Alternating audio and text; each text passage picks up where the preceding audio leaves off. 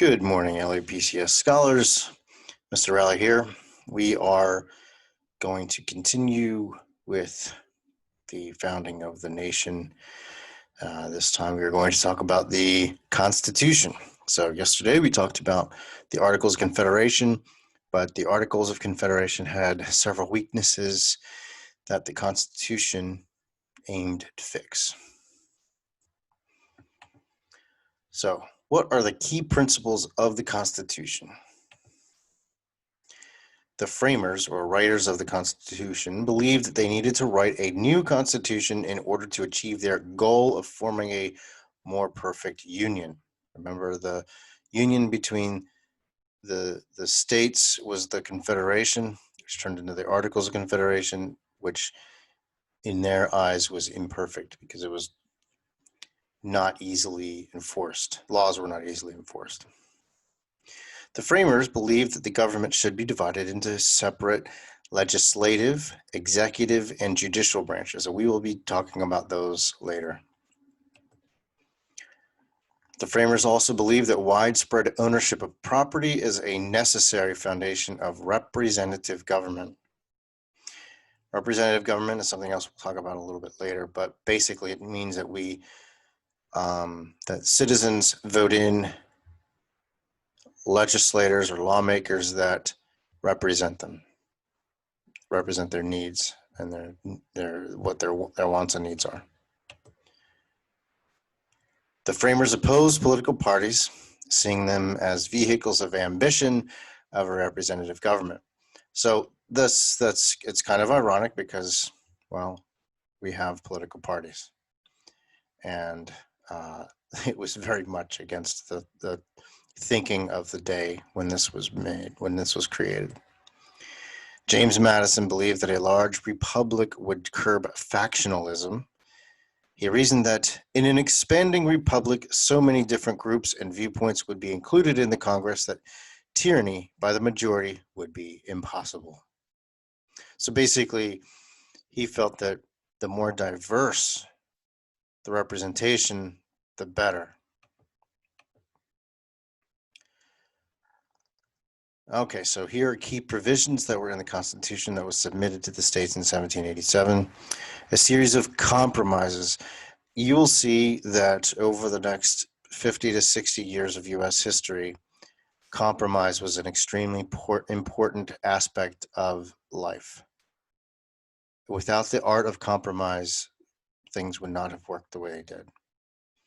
A series of compromises that created a government acceptable to large and small states, as well as free and slave states. So slavery starts to become a bigger issue in this time period. A bicameral or two-house Congress based upon the Great Compromise between large and small states. According to this compromise, representation in the House of Representatives would be apportioned or on the base of population, whether it be allotted 2 seats in the Senate. So basically, in a state, representatives are based on how many people live in the state, the population of the state. But every single state gets 2 senators. A Congress with the authority to levy taxes, declare war, and regulate interstate commerce. These were 3 of the most difficult and weakest points of the Articles of Confederation. The federal government could not collect taxes, which the federal government needs, could not declare war on a foreign body, or regulate commerce or trade between states. An executive branch led by a president. The president would be required to deliver an annual State of the Union message, which we continue to do. An electoral college designed to safeguard the presidency from direct popular election.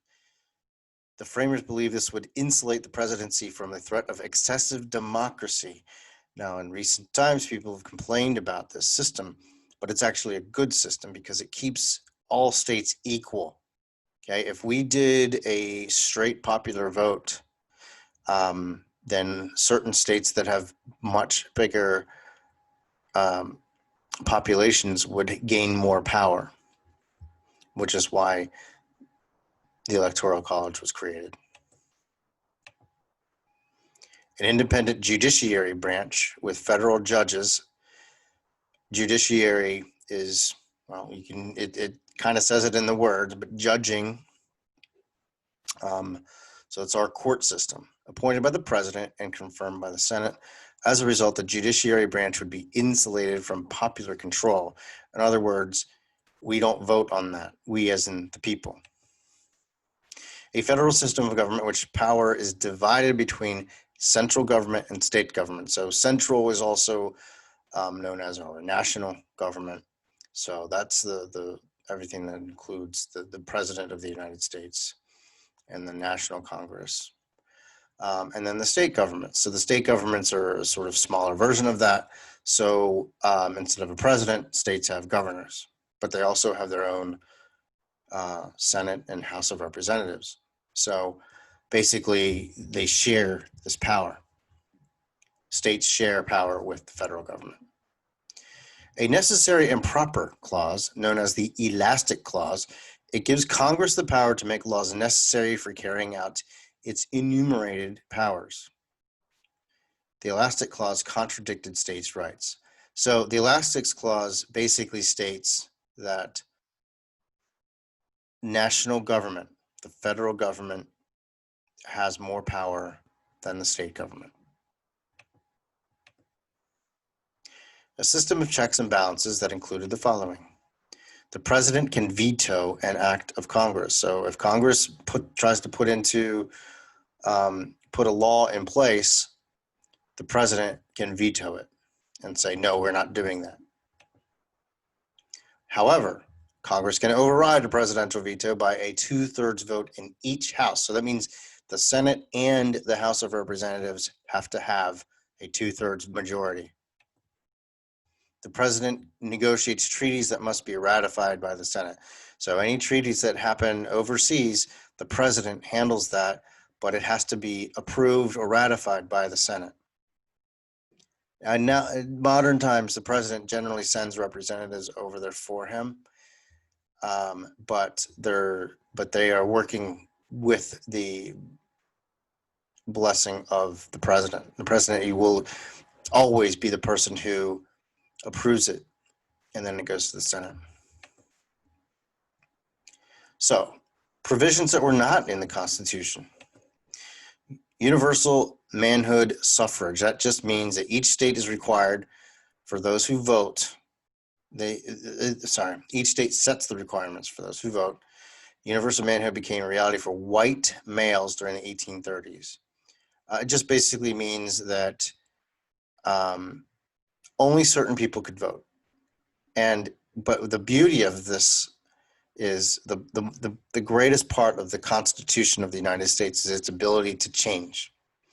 And so the ability to vote changed over the decades. Direct election of senators.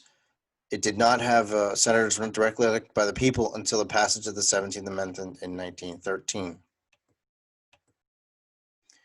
It did not have a 2-term limit for president. Presidents were not limited to 2 terms until the passage of the 22nd Amendment in 1951. Now, for the most part, presidents only did 2 terms because President Washington, our first president, did 2 terms and stepped down. He did not want a 3rd term, and that sent the precedent of presidents only serving 2 terms. And this was true until the early 1930s, when President Roosevelt was voted into office, and he was voted into 4 terms. And then Congress decided that was too many, so we limited it to 2. Political parties. Political parties are not mentioned in the Constitution. In fact, the framers opposed political parties as divisive, or people that have separate values for self-interest and personal ambition. Political parties first emerged during the Washington administration in response to Hamilton's controversial economic program, which we will talk about in due course. It did not include a presidential cabinet. The nation's chief executive, the president, does have the power to appoint a cabinet of 4 people to advise and assist him in his duties. The president's cabinet currently includes 14 executive departments and the attorney general. So these are things that changed over time. It did not include a Bill of Rights. And the Bill of Rights is something you really need to pay attention to because we're going to really be working on that later this week. During the ratification debate, the Federalists promised to add a Bill of Rights to the Constitution. They kept their word. The first Congress ratified 10 amendments, collectively known as the Bill of Rights. Amendments are changes. So all of these amendments that we have in the Constitution are changes to the Constitution. They became part of the Constitution, were ratified by the states in 1791. And we will talk very, very specifically about the Bill of Rights. The Constitution and slavery. As the framers met in Philadelphia, a first emancipation was already being implemented in the North. At that time, northern states had eliminated or were gradually eliminating slavery. In addition, the Confederation Congress had already excluded slavery from the Northern Territory. Remember, I said it was like up around Oregon, current day, modern day Oregon. As a result, slavery was becoming a distinctive Southern institution, and it becoming a distinctive Southern institution would be an issue for many years until it was eventually dealt with in the during the Civil War.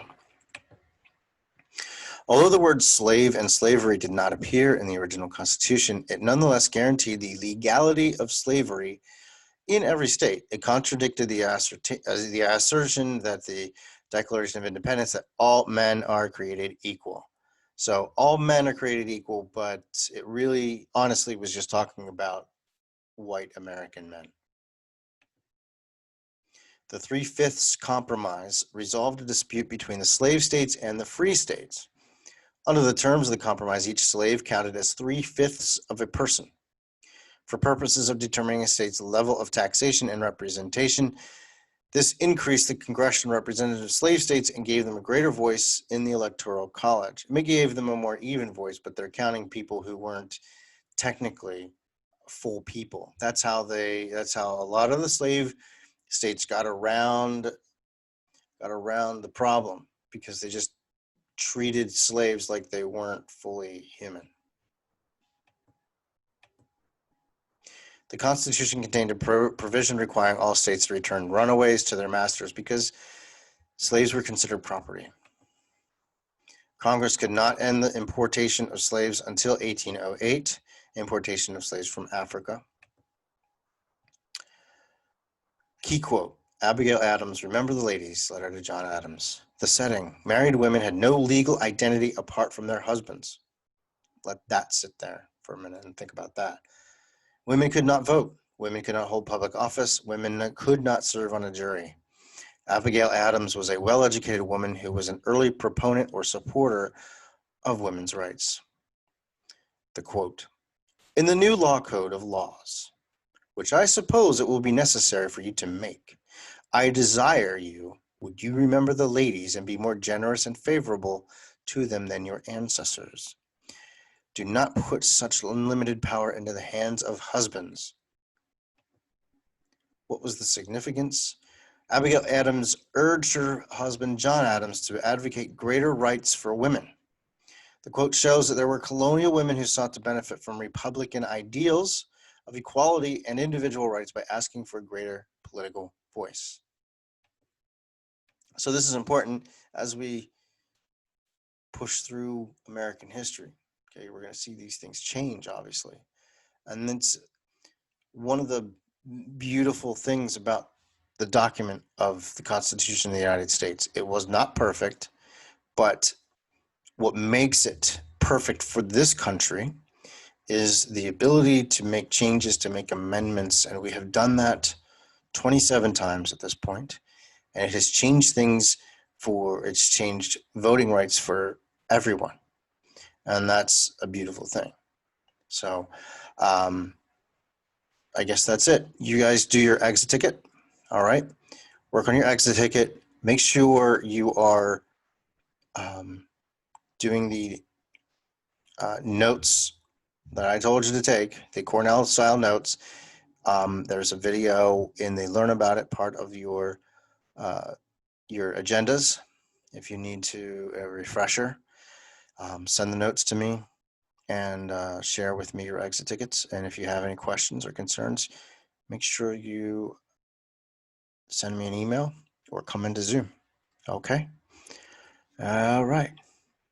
Thank you for listening and have a good rest of your day.